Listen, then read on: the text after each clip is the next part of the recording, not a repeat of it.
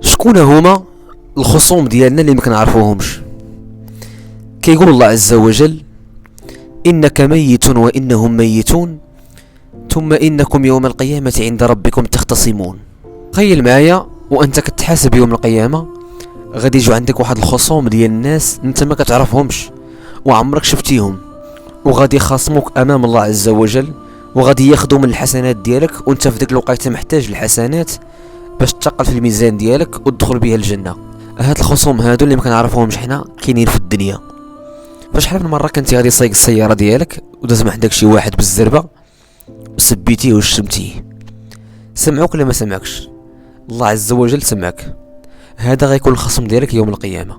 وشحال من مره شفتي شي واحد متشرد غادي في الشارع، ولا شي واحد مسطي ولا هبيل وعلقت عليه قدام الناس، سواء على اللبس ديالو، سواء على المظهر ديالو، سواء على الكلام ديالو، وتسجلات عليك غيبه ونميمه. هذا غيكون الخصم ديالك يوم القيامه.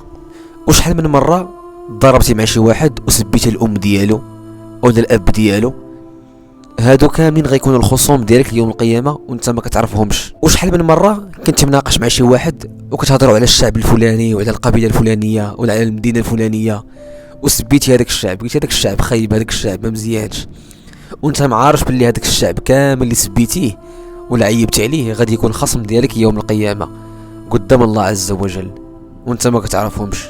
العبد كيجي يوم القيامه عنده الحسنات قدها قد الجبال، وكيسحب ليه بلي هذوك الحسنات غادي ينجيوه، ولكن هو ما عارفش بلي هذوك الحسنات يقدروا يتمحاو ليه فرمشش عين بسبب غيبه او نميمه او شي واحد عيب عليه كما دوينا دابا. فشوف معايا شحال من خصيم غيجي عندك يوم القيامه باش ياخذ من الحسنات ديالك وانت ما كتعرفوش. فرد البال.